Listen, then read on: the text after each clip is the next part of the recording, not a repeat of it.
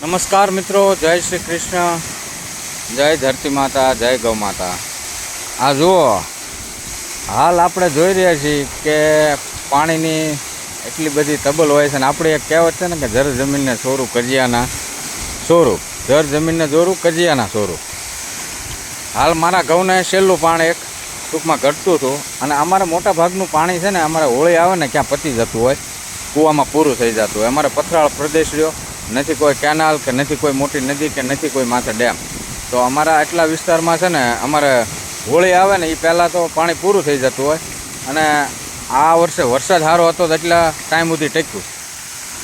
તો આ ભાઈચારાની એક તમને વાત કરું, સંબંધોની વાત કરું અને પાડોશી કેવા હોય એની વાત કરું। તો મારા બે પાડોશી છે ને એ કે ઘઉંને ભાઈ છે ને તાણ નથી પડવા દેવાની, અમારા બેયના કૂવામાંથી પાણી તું ચાલુ કરી દેજે ને ઘઉં પાઈ દેજે। તો આપણે શાંતિથી કોકની હારી જીવશું, સંબંધો સારા રાખશું અને આપણા ગામડામાં તો કહેવત છે કે પાડોશી સૌથી પહેલો સગો હોય, કે અહીંયા જરૂર અત્યારે આપણે પાડોશમાં જેને પાણી હોય ને એની પડવાની છે।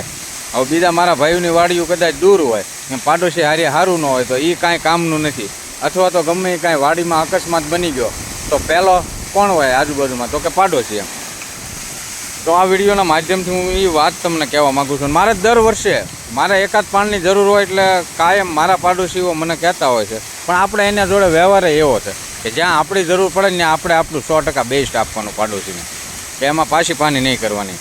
અને બીજું કે હંમેશા ભાઈ શાંતિથી જીવન જીવો। 50-60 વર્ષની જિંદગી છે, બધું ભેગું કરવું કરીને ક્યાં જવાનું, આપણે ક્યાં હારી લઈ જવાનું નહીં। જીવન જરૂરિયાત વિત્તની જરૂર પડે એ બધું જ કરવાનું। તો શાંતિથી જીવ્યા હશું ને તો આપણે આપણા પાડોશી હારી સારા સંબંધ હશે તો આપણી આવનારી પેઢીઓ છે ને એને પણ સારું રહે।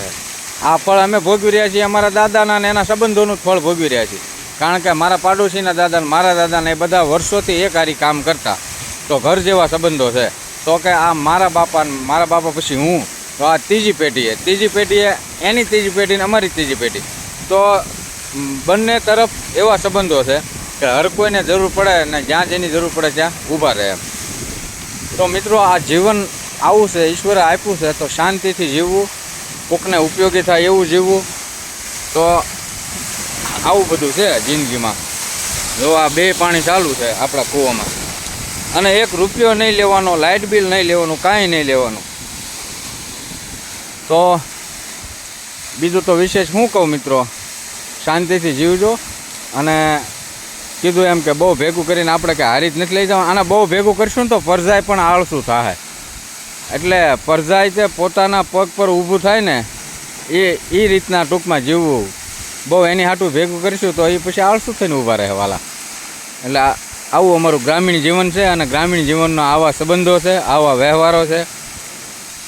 વિડીયોમાં તમને મજા આવી હોય મિત્રો તો શેર કરજો, લાઈક કરજો અને તમને કાંઈ શીખવા જેવું લાગ્યું હોય તો આમાંથી થોડું ઘણું શીખજો। જય શ્રી કૃષ્ણ, જય ધરતી માતા, જય ગૌ માતા।